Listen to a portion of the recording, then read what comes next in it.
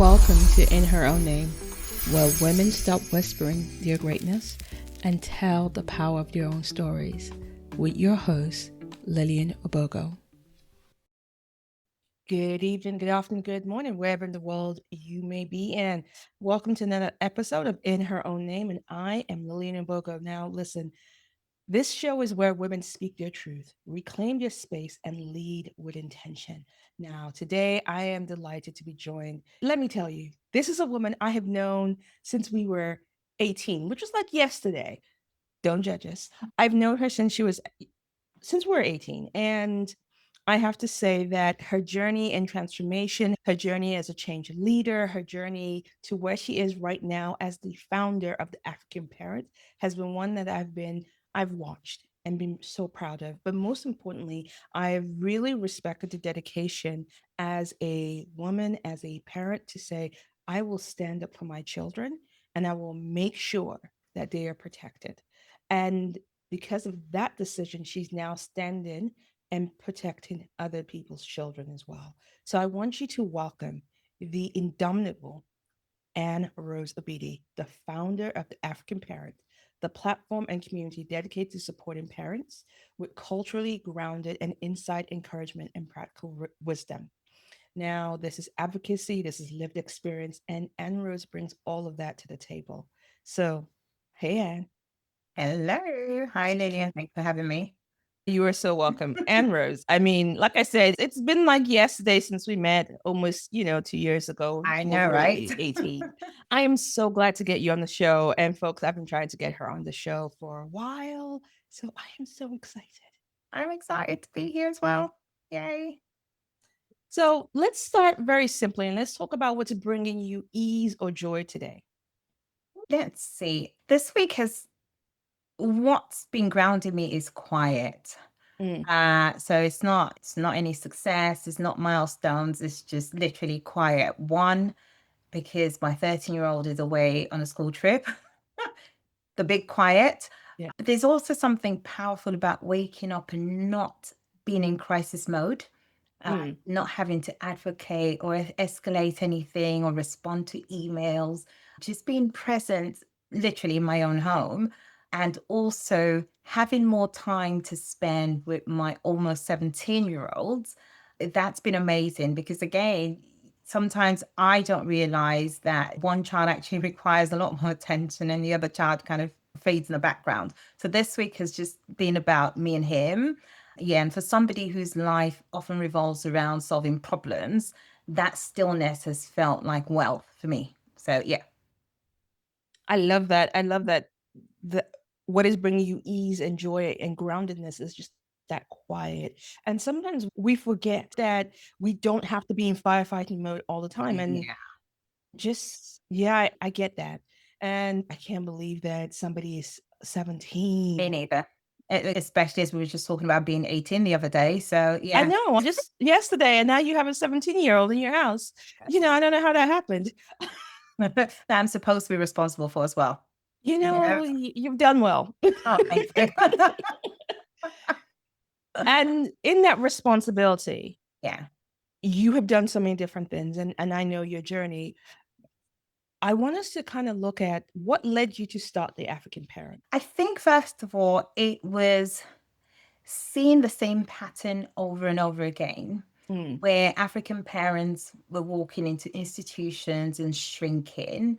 And these are intelligent, educated, loving, capable people who, were almost reduced to feeling confused and intimidated by school meetings. And this is us right. trying to, I guess, navigate a system that wasn't created for us, right? So I saw parents being spoken over, being dismissed, being told to wait because, it's not that serious.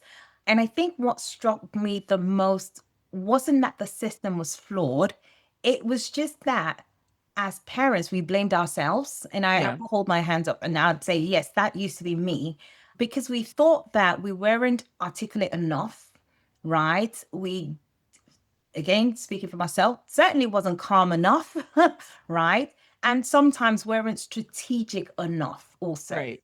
But again, I've learned from my work, obviously, in transformation change, that systems don't respond to emotions. They respond to language. They Yes. respond to structure. They also respond to pressure. And most African parents, we weren't raised with that system literacy.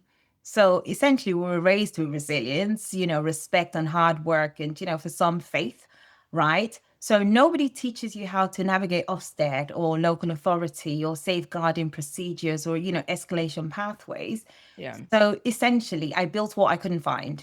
Okay. I just thought to myself, I needed, to create a place where parents don't just get that encouragement, but they also get the tools that empower them.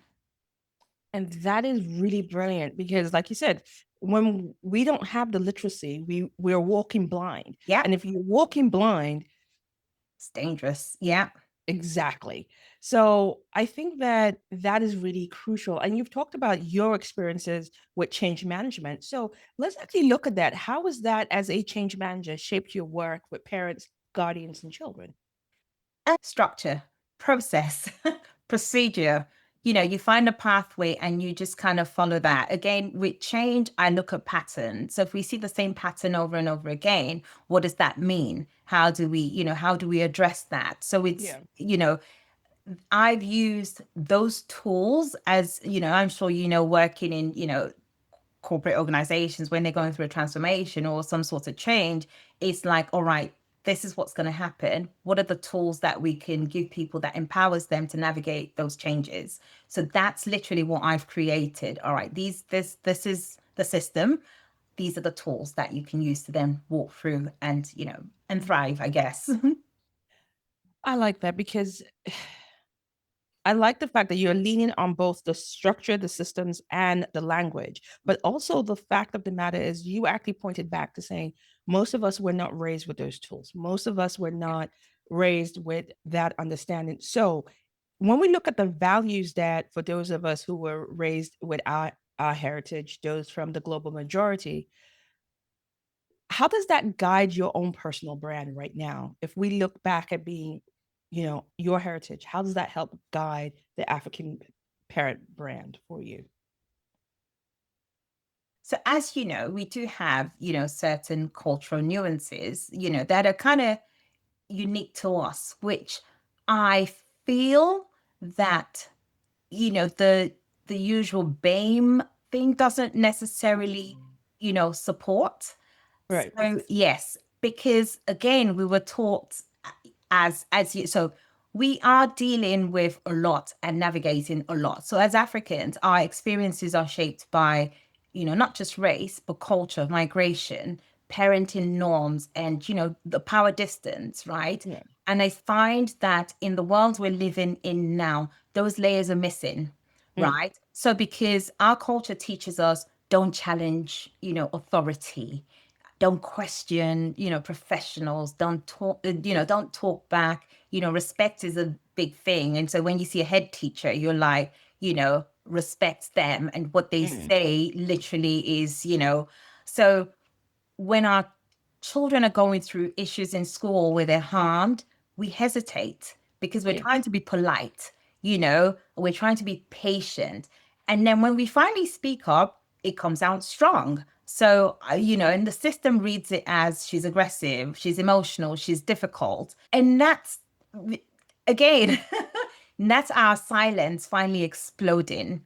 There's also the high Yes. expectations that we have, of ourselves, of our children, and there's literally no safety net. You know, that's how we grew up. High Yeah. expectations. How you get there, that's on you. So, yeah. So it's trying to create say to people both can coexist. Yes. It definitely can. You just need to know and learn how to just kind of manage both of them. Ah, I'm suppressing the giggles because you said high expectations. How you get there is your own It's your problem, but we just as need you to as get our there. people will say, that's your own wahala. Exactly. We just need you to get there. But yeah. And we're talking about the work that you're doing, and it's really vital work, the the African parent. But this hasn't been your first foray into creating spaces for families, for children. Yeah. And I remember you set up a soft play space for children. What inspired you to open that? And please tell people exactly when you opened that. Yeah, it was, no, I don't want to say it was moments of madness, but I opened that in the middle of the lockdown. Literally middle of the lockdown. And I know. And the reason I actually created that was because I needed a space for children to be children Mm, and for parents to also be involved in being almost being children. So the soft play was very specific. It was soft, messy play. Again, as you know, as Africans, we don't really do messy play. yes. It's not a thing. Yes, it's not our thing. Yes. So I wanted to create a space. It was for 0 to 5 year olds. And I needed a space where parents could come, meet other parents, allow the children to be messy without worrying about having to tidy up. And I say that as somebody who, it's one of my, I guess, OCD things where I don't do messy except somebody else is cleaning. So that was why I wanted to create that space where parents could come, just let your hair down, meet other parents, have that messy play, let children, again, literally be children, do what they want to do. And I was quite specific because we have older kids who can sometimes have more energy than the younger ones. So this was Yeah. specifically for 0 to 5 year olds. And I just created that because, again, there was a gap. I didn't feel that there was that space. I mean, this wasn't particularly for African parents, it was just for parents with Parents. children. Yes. And at that time, I didn't have a child that was 0 to 5 again, but I think it was trying to create something that I felt was missing if I had that space where when I had my kids when they were younger, I would have that would have been amazing. I think they would have gotten more into messy play. I'm a big believer of the whole Montessori system as well. So I wanted a space where children felt safe, where they felt valued, free to be themselves. We did do a lot of things around Sen, so again, especially when children are often labeled. So I'm not going to make it sound romantic. It was hard, funding wise, logistics, because I live in east of England. This was closer to London. So again, the commute for me, there was doubt, there was exhaustion, there was burnout, that was for sure. And there were moments that I asked myself why I started, because like I mentioned, I started it in the middle of lockdown, which, a lot of people thought I was insane. Even I questioned my sanity. But every time I saw a child relax or a parent just breathe, I knew it was worth it. Right. Yeah. And you spoke about the challenges. You spoke about, and you've been so honest about the burnout. How did you navigate the burnout for yourself? Honestly, I don't know. I would have, well, one of the things I would say, therapy is amazing. So if anyone can afford it, please, I totally recommend it. And it's also having a great support system. Not yourself, that I'd come and moan to. I had friends also where I would just, just go and just be me. And it was great to just kind of offload. And sometimes, as a business owner, if you're running something, sometimes your passion sometimes overrides common sense. Mm, So it's always great to kind of have these check-ins, with people. And I remember when it did get a lot, one of my friends did recommend just stepping back. And I am glad that I listened because it was a lot. So I stepped back. I took reduced percentage in the business because it was co-owned, just so that I didn't completely burn out and go off the rails. And I right. think I found that I was better and I showed up better being in the back end operational side versus being hands-on in the business and running the day-to-day side of the business. So it's also understanding where your strengths are and just leaning into that as opposed to trying to do everything, which unfortunately though, as business owners, we don't get the luxury to kind of pick and choose what we do. You're everything, you're a social media person, you're the cleaner. Because there were nights that I would go in there after the whole thing and clean, just because we couldn't get a cleaner to come in, or somebody had let us down, or I'd sleep over at the hotel just so I can open up the next morning. Like, it was a lot. Mm. Yeah, but like I said, it's great having a very strong support system. Also, if one can afford it, a business coach, because I think that's important as well, because what they help you do is be clear on what's passion and what actually works for the business and where the risks are. Because sometimes, like I say, with passion, we don't tend to see the risks. We just go in because we believe in this idea that we have, and that might not necessarily work effectively for the business. No, I hear that. And that point about the business coach being able to help you navigate the blind spots is so crucial. Yeah. And I think, yeah, you're right. The whole thing about entrepreneurship and having to do the everything by yourself is the most, it's the biggest fallacy or the biggest lie, but also the biggest hardship to overcome. Yeah. So I take my hat off to you. And looking at everything that you've done and looking at the space, how you've managed that, how you've navigated that. And right now, as the voice behind an active parent community and resource platform, what key conversations are you seeing? Again, you talked about patterns. What patterns are you seeing? I Again, it's seeing systems, like I said, that weren't designed for us. It's seeing schools dismiss concerns that parents have, and that's across boards, because I have supported a few parents up north, down south in London, where I stay in east of England. And you can almost kind of see it's almost constant, right? Right. Where it's dismissed as kids being kids, as opposed to actually dealing with the issue. It's also schools not really understanding certain cultural nuances that we have that are kind of unique to us, which I mentioned earlier. Like, again, parents wanting the best for their kids, or wanting their kids having those high expectations. When I was parent governor at one time, a teacher raised it as a safeguarding issue. And I was like, yes. I was like, excuse me. And yes, so it was then Please explain. so it was drilling down to, okay, why do you think this is a safeguarding issue? Oh, I feel that they're putting too much pressure on their child and it's unrealistic. And this was because the child was doing 11 plus. Then they were also, I guess, they were doing music lessons, because I guess the parents wanted to give them options. So if you don't get in through here, you can you can get a scholarship in a private school doing music lesson, which I guess we see other people do. But sometimes when we do it, it's then seen as it's a lot on the child. And my question was, have you had a conversation with the parents to understand where they're coming from? So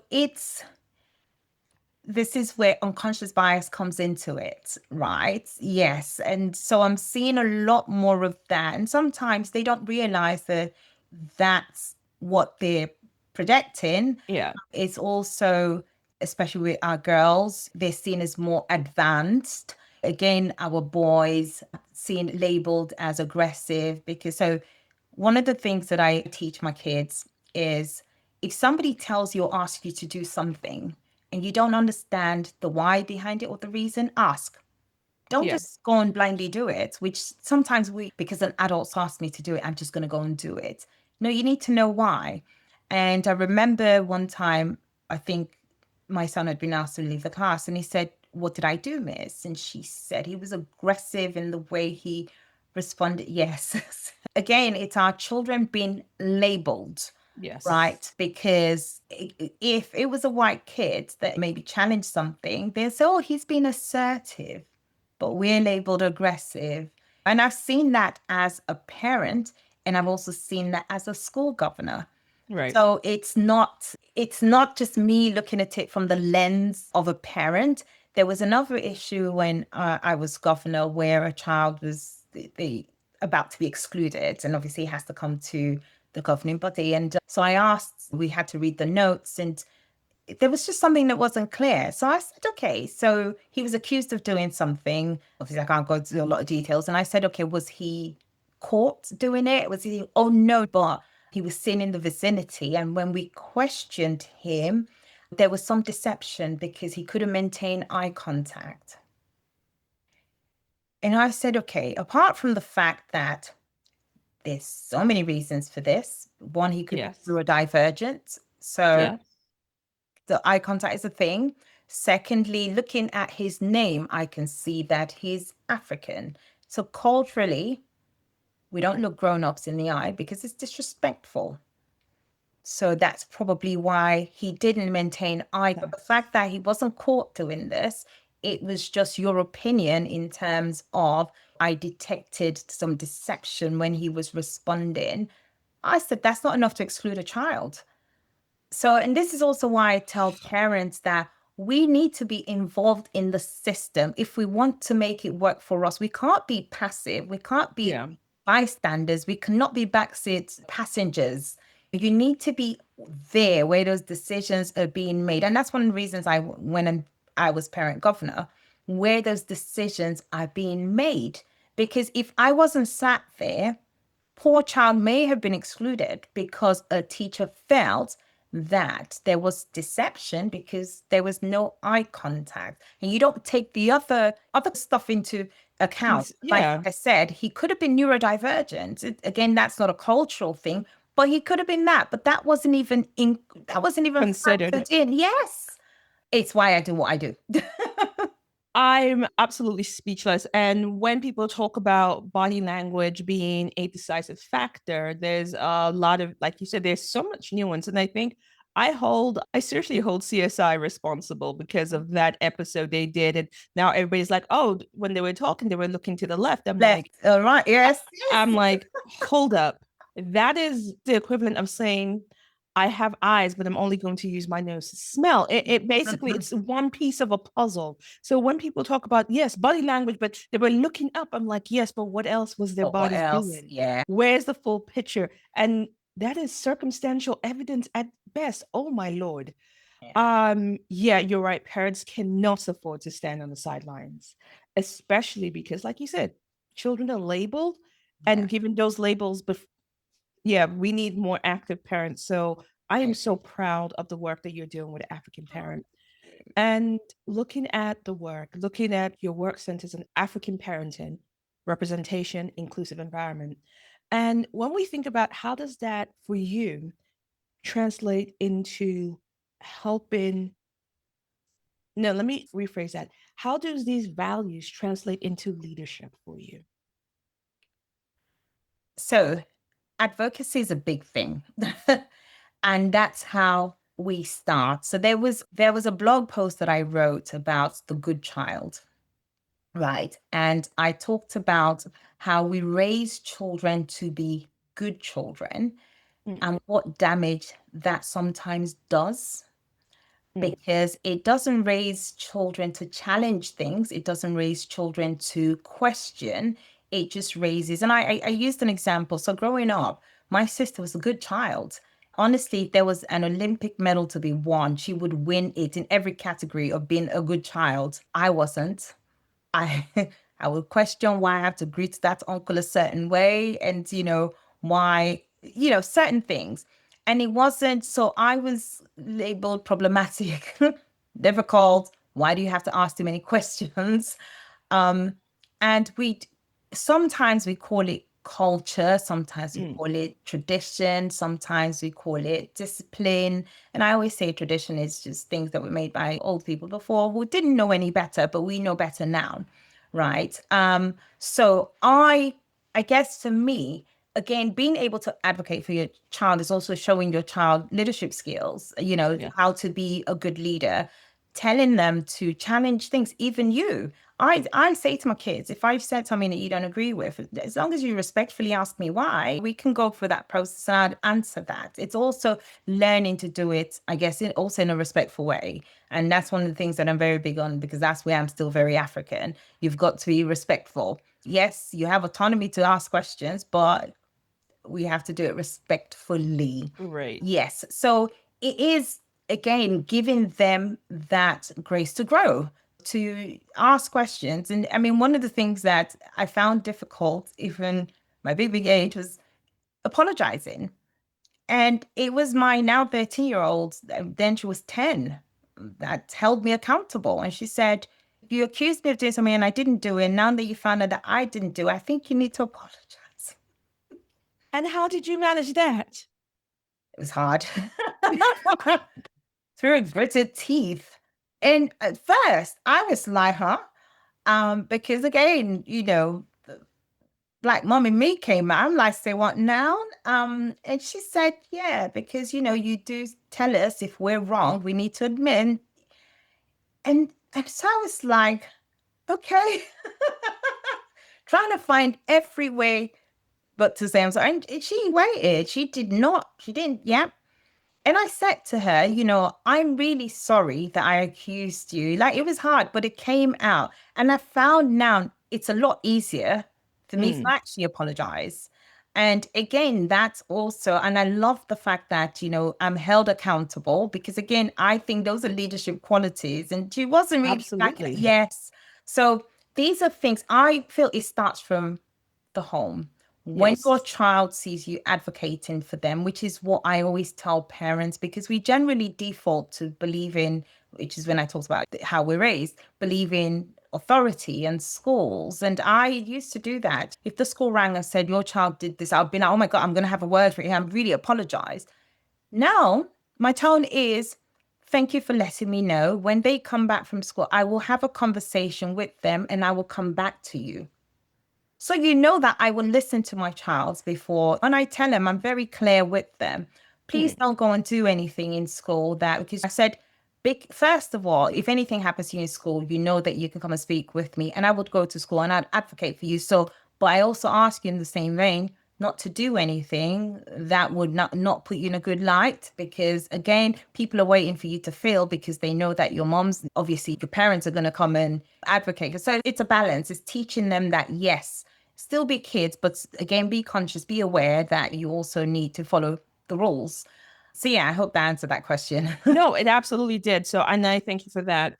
Now, I want to move on because this show, what we normally do, we honor what it means to reclaim voice, story, space, especially when external narratives try to silence us. So, could you share a moment when you truly stepped into your own name, when you owned your story unapologetically?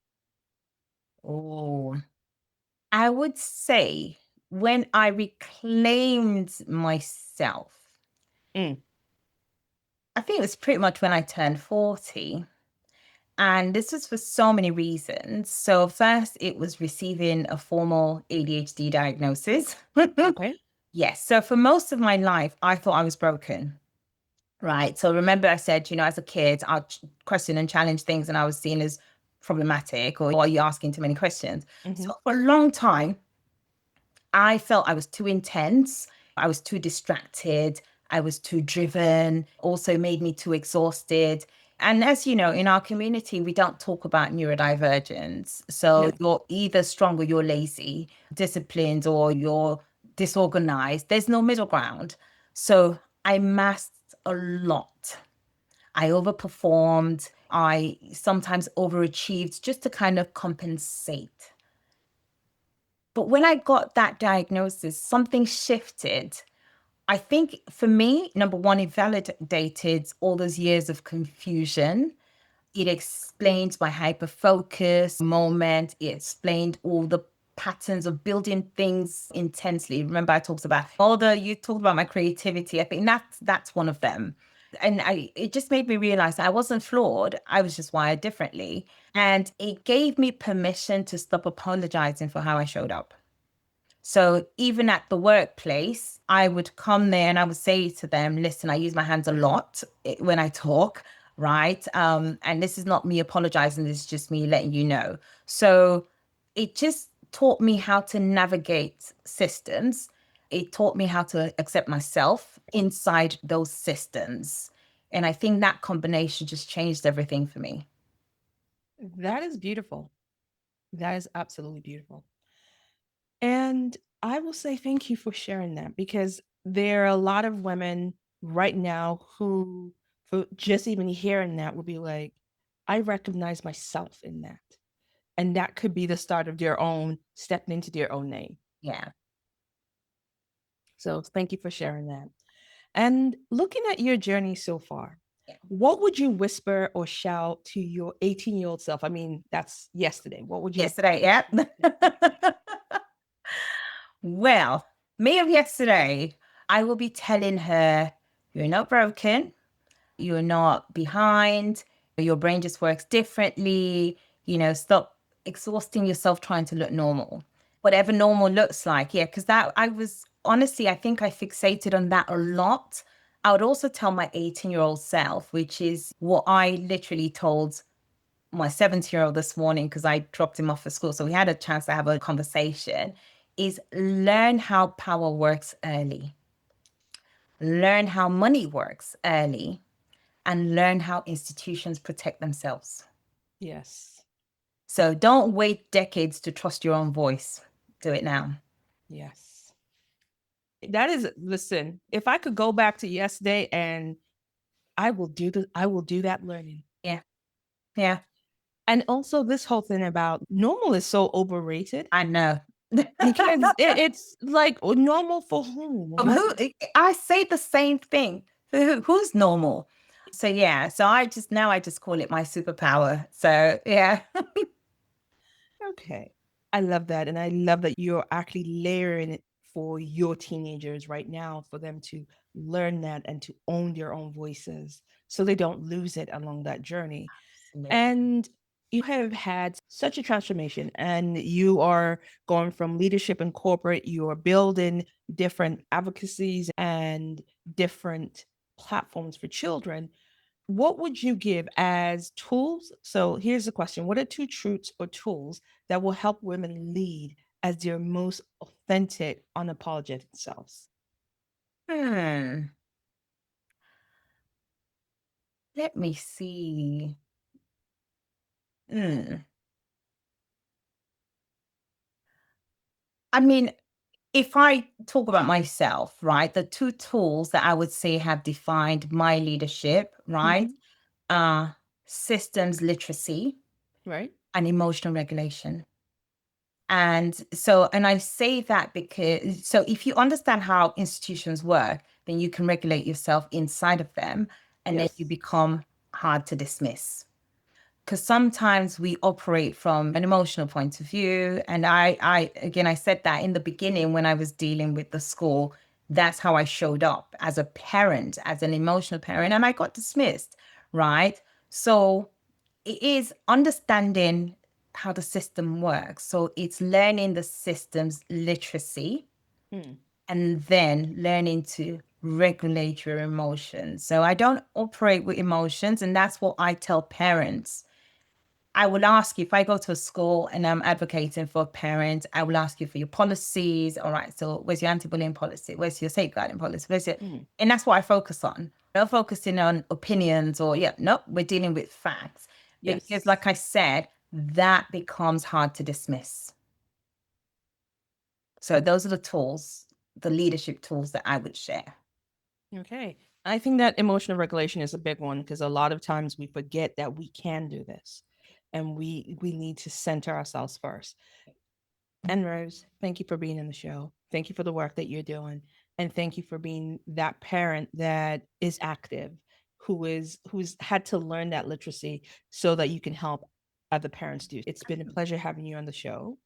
I have one more question. Okay. And just to close us out, my one question is what are you reading right now, either reading or listening to? Oh, it's weird. I sometimes blame my ADHD brain and I say, oh gosh, I don't have the time or the patience to because I am doing so much. However, there's a book that somebody shared with me. I was trying to see if I could see it on my bookshelf to remember the name, but I only opened the first chapter and it is there for me to read. It's called The Conscious Parent. It's called Conscious Parenting. Okay. So yes, so that's going to be my next read. But the one I finished, and this was a couple of weeks ago, is one that is written by a friend of mine called Obi James, and it's Let Go Leadership. So it's teaching leaders how to let go. Nice. Yes, and it is an amazing book because it shows you the different types of leaders that we have out there, and you can definitely see yourself in some of them. I saw myself in two, and it teaches you, yes, and sometimes, like I said, we don't see the risk in terms of your leadership style. Yes. This book shows you you can explore the different types of leadership. It's amazing. So yeah, so I finished that one, and I will be moving on to conscious parenting. I can't remember who is by now, but yeah, so that one was shared by another friend of mine. So yes. Okay. So guys, we'll get the titles of both books and we'll put them in the show notes so that you can go and check out those books yourself. The one by Obi James is a great book and it's actually going to go on my reading list because yes, we all need to shore up our leadership skills because Absolutely. more than ever right now. So that is going on my reading list. So yes. So it will be there. You will be able to reach out and get those books. But Anne-Rose, thank you again for being on Thank the you show. so And much. it's been a delight to have you. I've had a great time. So no, thanks for having me on the show. And it's been great talking about what I do, why I do what I do, and how I do what I do. So yeah, thanks for having me, Lillian. You are so welcome. So, people, you know what we're going to do. It's a wrap for the show for tonight, but have a listen, share with a friend. You don't want a friend who was a parent to miss out on this show because this could be the difference between your child getting excluded or being in a space where they're able to learn to advocate within a system so that they can speak up in the interest of your children. So, again, I'm going to say to my amazing guests, thank you for being on the show. People, listen, share, like, reach out to us, and there'll be links to Anne Rose's links just so that people have it. How else can they contact you? Because we'll put the African parent there, but how else can they be in contact with you? So there's email, which is hello@theafricanparent.com. There's the website, which is theafricanparent.org. And I'm on Instagram as The African Parent. Okay, so you have all that. It will be listed as well. And if you do have any other questions for Anne Rose, drop them in to us and we'll share them as well. Or just reach out to her directly. As a parent, you want to have her in your circle. So once again, I'm going to say thank you for listening and good night. Thanks for listening to In Her Own Name. Step into your week, lit up, aligned, and fully you. If you are enjoying this podcast, share it with your people. Don't let them miss out. And connect with us on all places social.